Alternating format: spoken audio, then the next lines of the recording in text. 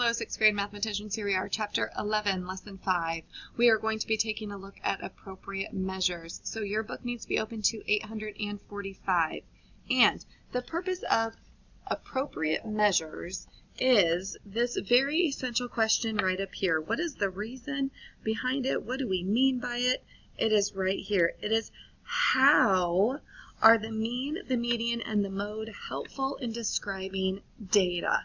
So what we're going to do is we are going to find some information, and then we're going to decide what is the best appropriate measure, meaning what measure of center or measure of variation would be the best to describe that set of data.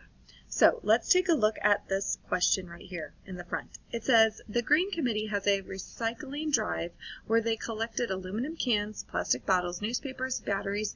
The weights are collected on the first day. So you see that we have these days. Now, again, before we do anything with the data, the first thing we need to do is we need to put it in order from least to greatest. So we're going to go ahead and put them in order from least to greatest, because before you can even breathe, you've got to put them in order from least to greatest. 13, 19.5. So there they are in order from least to greatest. Now it says, find the mean of the weight collected. Okay, again, mean. Okay, it's so mean that I make you add up all the data and divide by 4. When you add up all of those numbers, you get 55.7.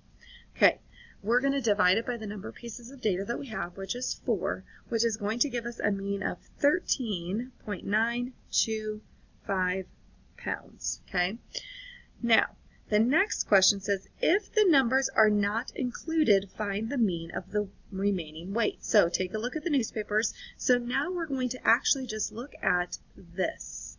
We're just actually going to look at 3 pieces of data. So when you add those 3 pieces up, you're going to get 36.2.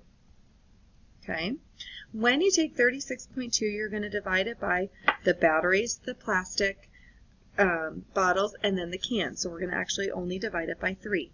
When you divide it by 3, you get 12.07 pounds. Now take a look at the difference between when the newspaper is in there and then when it is taken out. Okay, how does the weight of the newspaper affect the mean? Well, when the newspaper is included, so when newspaper is included, the mean increases, well, it kind of moved on me, increases by about 2 pounds, okay, because this is about 14 and this is 12, like if we were to estimate. So when that newspaper is in there, it actually brings the mean up by 2 whole pounds, okay? Now, it says, what is the median of the set of data? How does the median differ from the newspapers if the newspapers are not included? So again, the median, so the middle number. So here it is where it's included. So 1, 1, I'm stuck with these 2. I'm going to add those 2 up and divide by 2. And when I do that, when it's included, I get 12.6. Okay, so I'm going to put with news, I ran out of room, paper. Okay, so with newspaper is 12.6. Without newspaper, take a look what happens. Without the newspaper, so without newspaper, it is 12.2. Okay, so without the newspaper and with the newspaper. So did much change in our median? Well, it changed only about 0.4 of a pound, so 0.4 of a pound. Okay, so the median is 0.4 pounds less, okay, when it's not included. Okay, so let's take a look at this next page.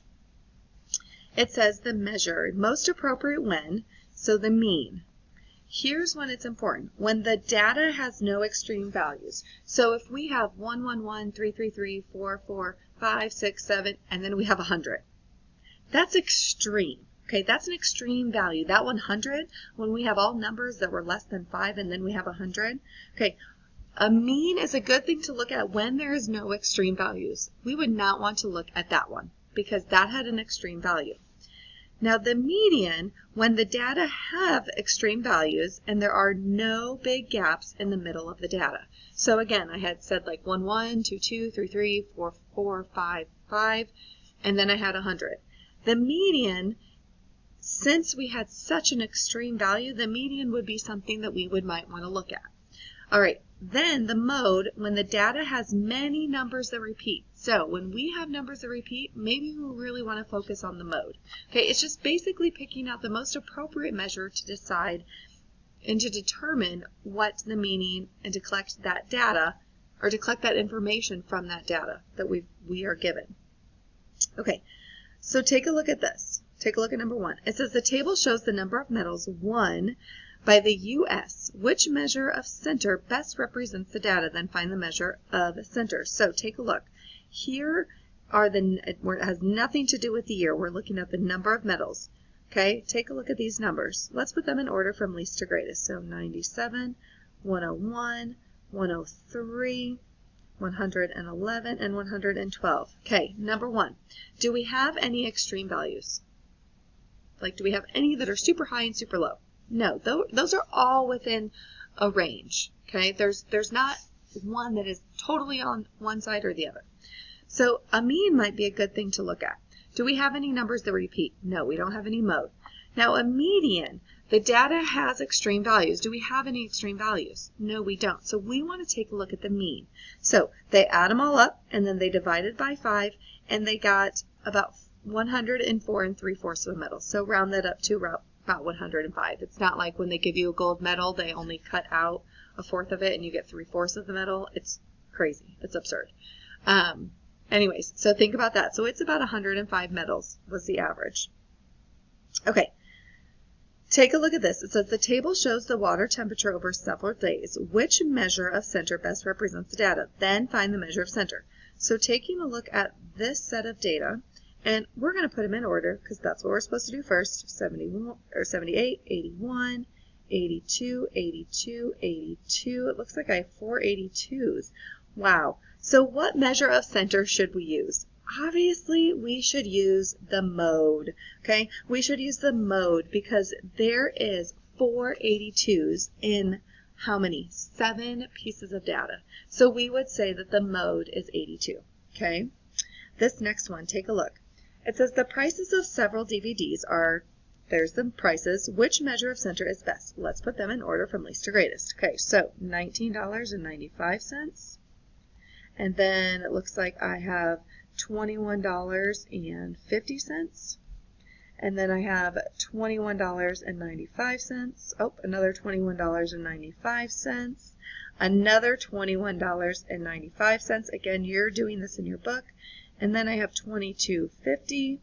And then I have $25. Okay, based off of that, look at this. What do we see? What is sticking out?